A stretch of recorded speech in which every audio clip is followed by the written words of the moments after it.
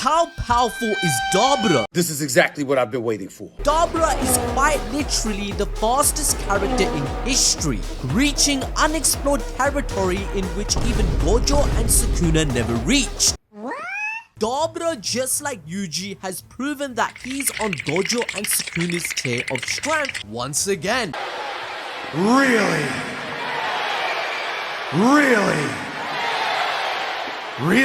Bro causes a nuke and learned RCT, displaying his genius. No. And despite all the clowning online that Dabura has lost all his motion, I'ma prove all that wrong. Oh my god! Wow! When something moves almost as fast as light, it's not just going fast, it's carrying a ridiculous amount of energy in Dabura's body. So if he weighs as much as a normal human, Dabura will be holding more energy than dozens of the strongest nukes ever made in his fists. The moment he hits something using that speed, all that energy has to go somewhere, and that's when entire city blocks would get erased instantly. So in simple terms, at those speeds, Dabura wouldn't just be a fast fighter anymore. He'd be a walking calamity, as his raw kinetic energy would rival over 20 SAR nukes in his face. But let's take this further and prove that Dabura is way stronger than everyone thinks. People saying Sukuna beats Dabura with no effort are missing the most basic rule of power scaling. Attack speed, reaction speed, and movement speed are completely different stats.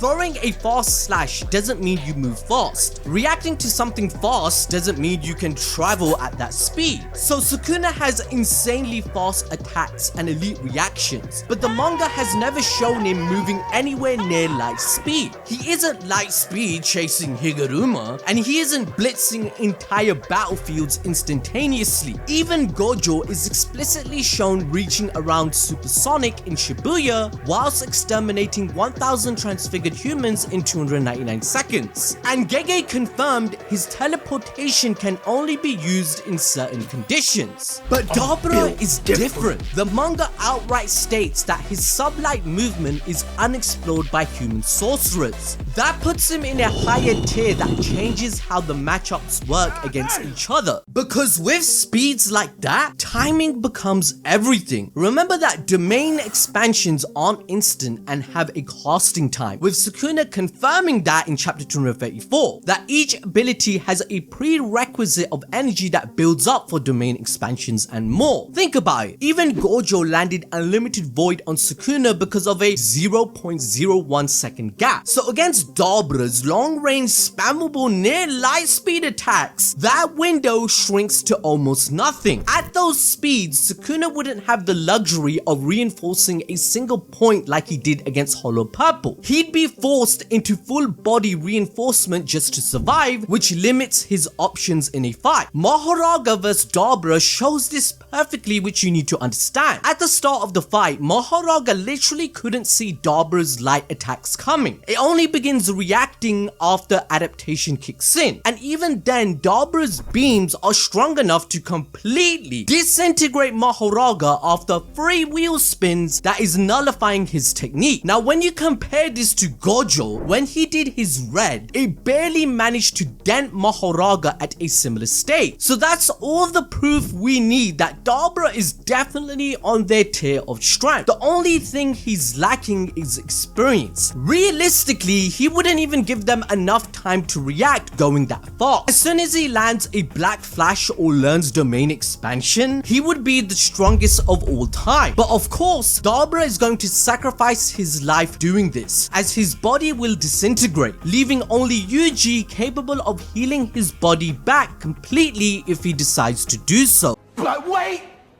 There's more! Because when you must fight to protect your loved ones and his sister, that is what makes a true warrior. Like bro, people are missing the point. Think about it. Yuji needed Sukuna to awaken his true potential. Gojo needed Toji to find the core of curse energy and gain RCT. The same logic has to be applied. Dabura has now awakened and he said he's literally going to beat Mahoraga's ass with his fists. He catches his punch and shatters Mahoraga's executioner blade like nothing. And as he farms aura, Mahoraga actually gets pushed back for the first time, showing hesitation, realizing that this was dangerous and that it could have died. Dabura's awakening is insane, surpassing even Gojo and Sukuna. For the first time in recorded history, Dabura enters sublight speed. He's raising his body strength to the absolute maximum. So Mahoraga may have adapted to his technique, but the left-right good night will pummel the Shikigami to death until Dabura's life crumbles and withers away. Dabura's awakening has him reaching sublight speed, which has never been witnessed by humanity. However, he makes a mistake almost instantly. Because it's so hard to control all this power, he physically hits Mahoraga, ripping his arm off instead of one-shotting him, which allows Daddy Raga's wheel to spin and gradually adapt to it, allowing him a chance to survive. Now, the illustration of sublight speed is beautifully done.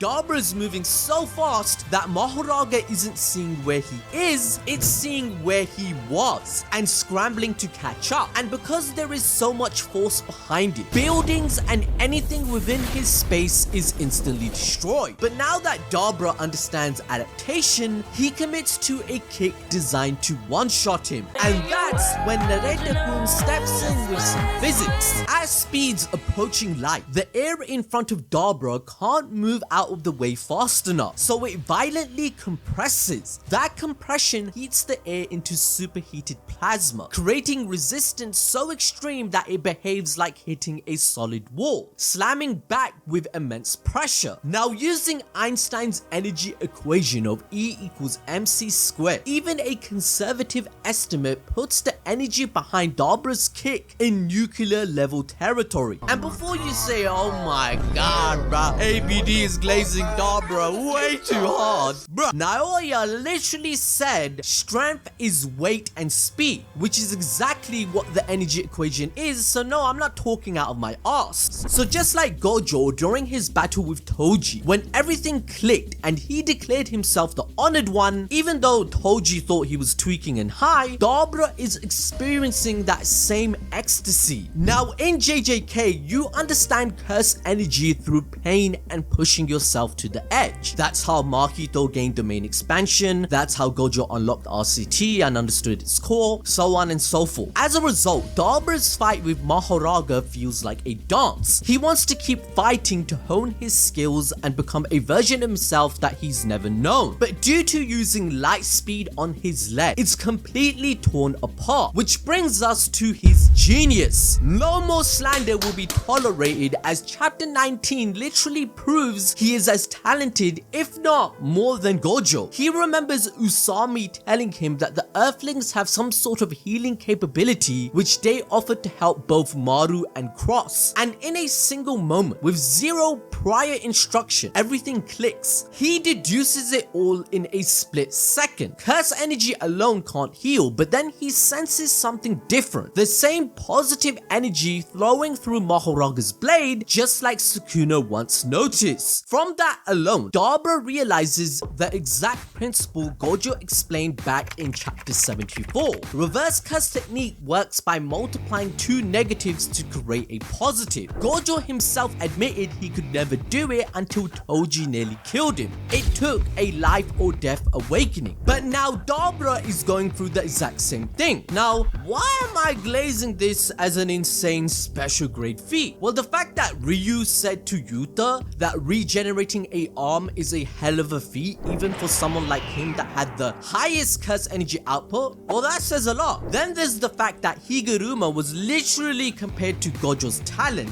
and Sukuna glazed him for it, and even then, his feat of RCT is lesser than Dabura, as his full arm didn't regenerate, it was bones and flesh. Then, people like Shoko studied this shit like a degree at a university for years to get to that level, and Sukuna was said to be someone that could see any technique once and replicate it, which means Dabura has even matched the King of Curses, since he had no prior knowledge or observation of how it's done. However, this also unlocks a new power for Dabura to kill Mahoraga. Just like Gojo unlocked Red through reversal during his fight, Dabura now opens the door to his own, a completely new way to weaponize his technique. We all know it turns murderous intent into tangible light that erases everything in its path, so its reversal could flip that concept entirely. Now I'll let you cook in the comments on what that might be, and whoever gets it right will receive a shout out in the next video. But people, here's the scariest part. This isn't even Dabura's final form. Bro still has more powers to get. There's domain expansion, domain amplification, simple domain, black flash, and remember that the difference between sorcerers who've experienced black flash and those who haven't is described as the difference between heaven and earth. Now, to enjoy more peak fiction about JJK, watch this video about who was truly the MVP against Sukuna, where I explain the entire arc.